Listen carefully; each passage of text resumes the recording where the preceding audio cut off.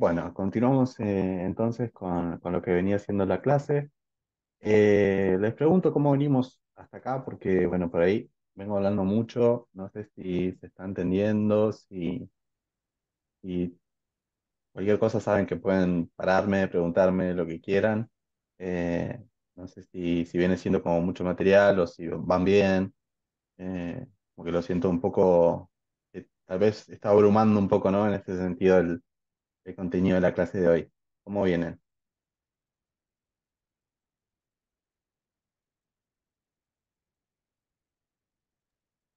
Yo por mi lado, bien, profe, o sea, es más, se me hace más fácil entenderlo en la clase sincrónica que leyendo a veces el material y cosas así.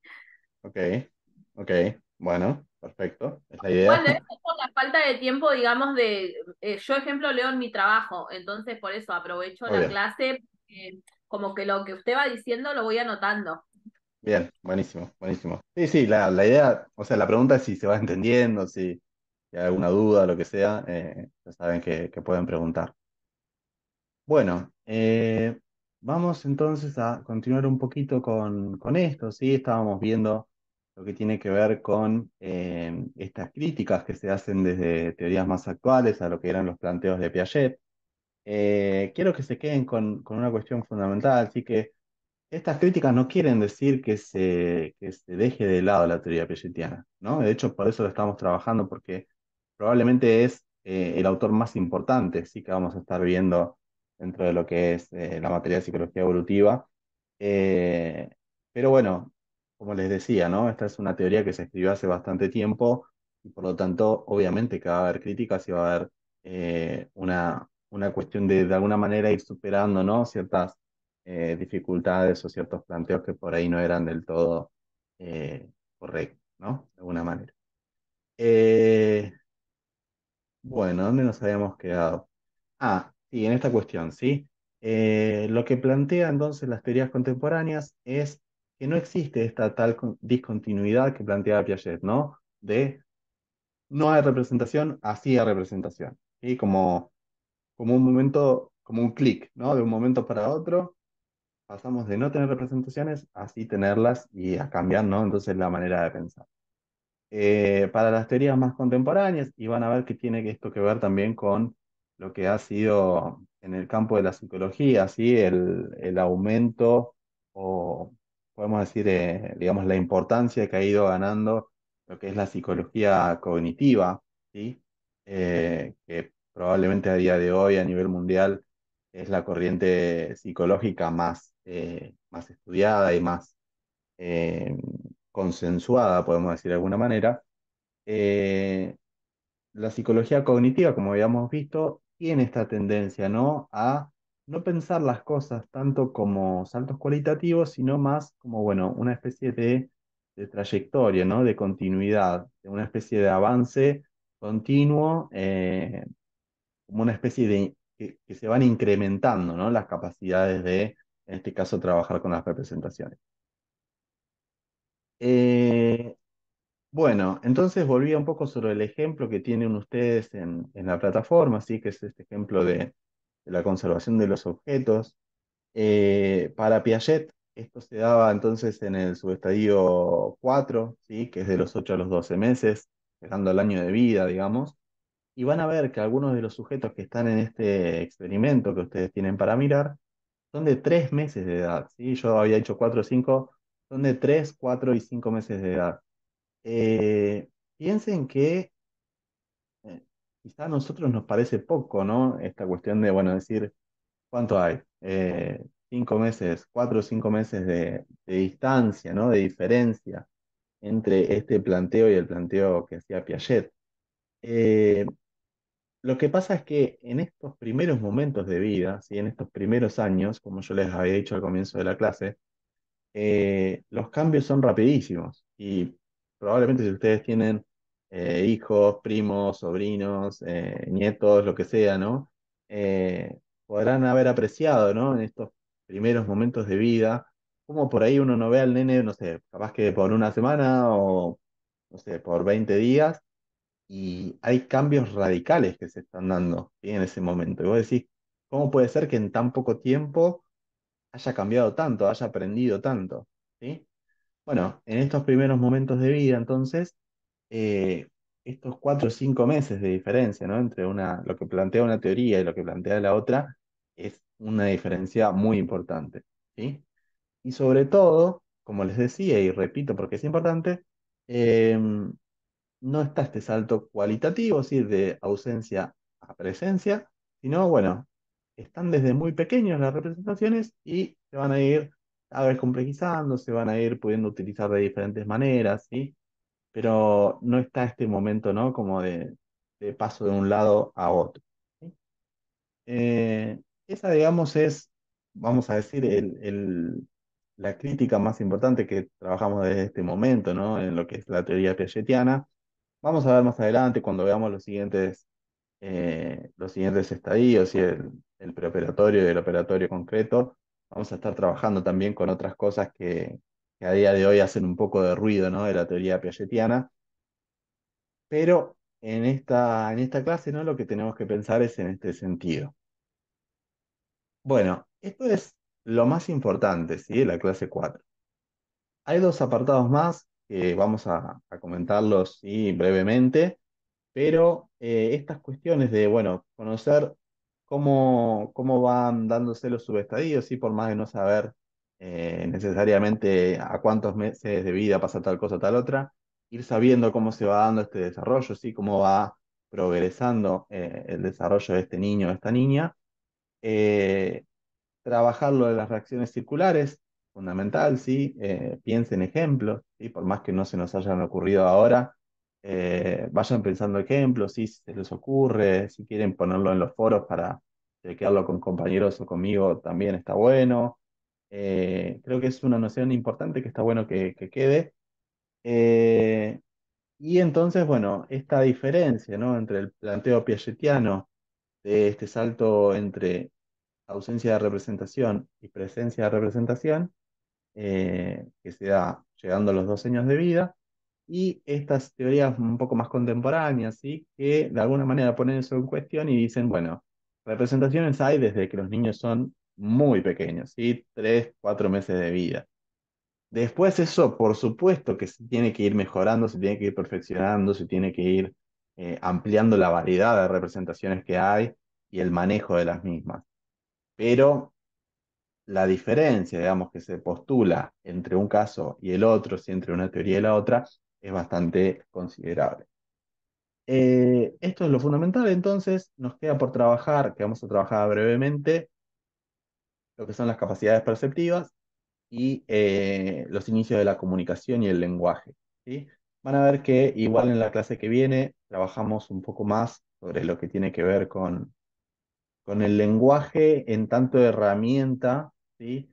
Para el vínculo con los otros y también, ¿no? A través de ese vínculo con los otros para la construcción de la propia subjetividad, ¿sí? Pero eso lo vamos a ver la clase que viene. Vamos entonces con el desarrollo de las capacidades perceptivas. En este sentido, sí, lo que van a decir los autores que ustedes tienen para leer es que al momento del nacimiento la mayoría de los sentidos, si no todos, ya están presentes, sí, pero lo que resta de ahí en adelante es el desarrollo de los mismos, ¿sí? Eh, lo que vamos a decir entonces es que vamos a ir de un primer momento con el nacimiento, ¿sí? En donde los sentidos están, pero están de una manera muy rudimentaria, muy básica, a, bueno, una complejización que se va a ir dando a través de la maduración. La maduración, recuerden que lo asociamos a los componentes biológicos, ¿sí? Cuando hablemos de maduración, ustedes piensen en componentes biológicos, ¿sí? Después los componentes psicológicos o sociales, bueno, van a aportarse de otra manera, ¿no? Pero en lo que tiene que ver con los sentidos, ¿sí? Con esta capacidad perceptiva, la mayoría, por no decir todo, está ligado a eh, el plan biológico, ¿sí? El plan genético con el que nosotros nacemos y que va a ir determinando cómo esos sentidos se van a desarrollar de nuestro nacimiento en adelante, ¿no? Em, como habíamos hablado hasta hace recién, ¿no? Hasta hace unos minutos, En estos primeros momentos de vida, así como sucede con estos avances a nivel intelectual, los avances en el campo del crecimiento físico, los avances en el campo del manejo de los sentidos y la complejización de los mismos, van a ser todos muy rápidos, ¿sí? Y por eso destinamos bastante tiempo de la cursada a trabajar estos primeros momentos de vida, ¿sí? Porque pasan muchas cosas en cortos periodos de tiempo, ¿sí? Eso es importante también que ustedes lo tengan en mente. Eh, y bueno, en este sentido, lo que de alguna manera dice también en la clase, ¿no? Tiene que ver con que, bueno, el desarrollo de nuestros sentidos no es al azar, ¿sí? Sino que se dan por una cierta necesidad, ¿sí? Que hace que nosotros en tanto especie necesitemos desarrollar más unos sentidos que otros, ¿sí? Por ejemplo, eh, como le pasa a algunos animales, por ejemplo, ¿sí? Desarrollan muchísimo el sentido del olfato, ¿sí? Y pueden olfatear quizá una presa a kilómetros de distancia. Bueno, el ser humano, más viviendo de manera civilizada como hoy en día, obviamente no necesita eso, ¿no? Y por eso tampoco se ha desarrollado tanto, ¿sí? Por eso no tenemos el olfato que puede tener eh, un lobo, un perro, ¿sí? O otros tipos de animales, ¿sí? ¿Por qué? Porque el ser humano no necesita eso. Y en este sentido, la evolución justamente tiene que ver con tratar de potenciar esas cosas que son necesarias para nuestro desarrollo como especie y aquellas otras que no lo son, ¿sí? Quedan un poco de lado, ¿sí? Quedan un poco más disminuidas, como pasaba también con los reflejos, ¿sí?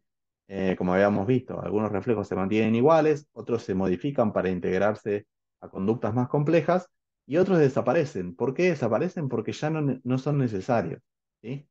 Entonces, en tanto no son necesarios, eh, no se desarrollan, ¿sí? Creo que eso es un poco lo más importante, ¿sí? De trabajar en cuanto a la parte de los sentidos. Eh, Piensen sí, quédense con esto, que en lo que tiene que ver con esta parte del desarrollo, mucho, por no decir todo, tiene que ver con el plan biológico, ¿sí? Con lo que viene de alguna manera codificado en nuestro material genético, ¿sí? Ahora bien, pasemos a hablar de comunicación, representación y lenguaje, ¿sí? Que es el último apartado que ustedes tienen en la clase escrita. Eh, en este sentido, vamos a ver que tiene algo en común, ¿no? Con lo que hablábamos anteriormente, ¿sí? Que básicamente el lenguaje, ¿sí? La comunicación y sobre todo el habla, ¿sí? El lenguaje hablado, la capacidad de comunicarnos a través de las palabras, ¿sí? Son desarrollos que tienen que ver, ¿sí? Justamente con esta necesidad en tanto especie y que nos hacen a la vez diferentes y únicos, ¿sí? En tanto seres humanos, a otras especies, ¿sí? Este desarrollo del lenguaje y particularmente del habla es algo único en el ser humano, ¿sí? Entonces, bueno, podemos decir que por esa misma necesidad, sí que es una necesidad evolutiva, bueno, se ha ido desarrollando cada vez más estas herramientas, ¿no? Eh, En este sentido, volvemos un poco a lo que habíamos dicho antes, ¿sí? El lenguaje como herramienta fundamental de la representación, el lenguaje como herramienta fundamental para poder pensar, ¿sí? En nuestra manera de pensar, pensamos con el lenguaje, ¿sí? Y el lenguaje en tanto habla, ¿sí? Como una manera de comunicarse y poder llegar a acuerdos con los otros, ¿sí? Porque el ser humano es un ser social. Y en tanto ser social, el habla nos permite una complejidad a la hora de comunicarnos que hace que nuestras interacciones sean mucho más fructíferas, ¿sí? Y por eso es tan importante. Como les dije, en la clase que viene vamos a trabajar un poquito más sobre lo que tiene que ver con la comunicación, lo que tiene que ver con el inicio, digamos, o cómo vamos adquiriendo ese lenguaje. Vamos a estar trabajando con un autor que se llama Vygotsky, ¿sí? Bueno, del cual vamos a ir viendo algunas de estas cuestiones. Pero me parece que lo que tiene que ver con la clase 4 podemos dejarlo por acá. Ya recorrimos, digamos, todo lo que es la clase escrita. Por supuesto que espacios para dudas o lo que sea, están los foros, pueden ser un mensaje privado, puede ser el grupo de WhatsApp o donde quieran. Saben que eso está disponible para que lo usen. Eh, no sé si alguna de ustedes, chicas, Lucía o Malén, tienen alguna consulta. Si no, ya podemos dar por finalizada la clase de hoy. No, profe, yo por ahora no. Eh, Perfecto. Voy a esperar a leer un poco más y ahí cualquier cosa me comunico por el foro o por el grupo de WhatsApp. Dale, dale, perfecto. Perfecto. Bueno, entonces, sin mucho más, probablemente el jueves que viene nos encontremos otra vez por acá. Eh, y bueno, me van comentando cualquier cosa, cualquier duda, y la vamos resolviendo. Éxitos para quienes no hayan hecho todavía la actividad del módulo uno. Recuerden que el tiempo es hasta el 4 si no me equivoco. Sí, hasta el 4. Así que bueno, les dejo un saludo y cualquier cosa, ya saben, estamos hablando. Que tengan buenas noches y bueno, nos vemos el jueves que viene. Chau, chau.